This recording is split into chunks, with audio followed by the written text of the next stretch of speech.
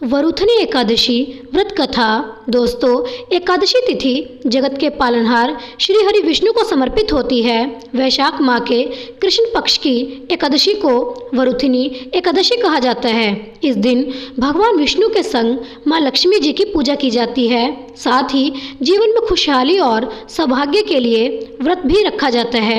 ऐसी मान्यता है कि एकादशी के दिन पूजा करने से सभी मनचाही इच्छा पूरी हो जाती हैं। इस दिन पूजा के समय वरुथनी एकादशी व्रत कथा का पाठ ज़रूर करना चाहिए। इसके बिना व्रत पूरा अधूरा माना जाता है।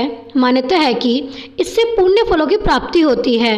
ऐसे में आइए पढ़ते हैं वरुथनी एकादशी व्रत कथा। एक बार धर्मराज युधिष्ठिर ने भगवान श्री कृष्ण से वैशाख माह के कृष्ण पक्ष की एकादशी के व्रत विधि और महत्व के बारे में बताने को कहा।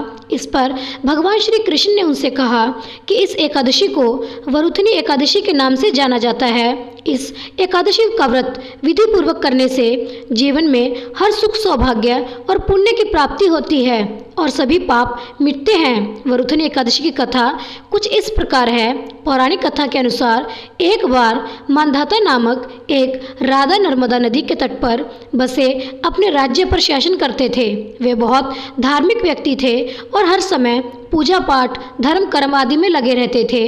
एक दिन वे नर्मदा नदी के तट पर ही तपस्या करने लगे और तप में लीन हो गए थे। तभी एक भालू ने आकर उन पर हमला कर दिया। इसके बाद भालू राजा का पैर पकड़कर घसीटने लगा, लेकिन उन्होंने अपनी ओर से अपने बचाव के लिए कोई विरोध नहीं किया और अपनी तपस्या में लीन रहे। वे भगवान विष्णु से अपने प्राणों की रक्षा के लिए प्रार्थना करते रहे। इस बीच भालू ने उन्हें घसीटकर जंगल तक ले गया। तभी भगवान विष्णु वहां पर प्रकट हुए और उन्होंने अपने सुदर्शन चक्र से उस भालू का गला काट दिया और राजा मांधाता के प्राण बचा लिए। भालू के हमले से राजा मांधाता का एक पैर खराब हो गया क्योंकि भालू उसे चबा गया था। यह देख राजा मांधाता निराश हो गए।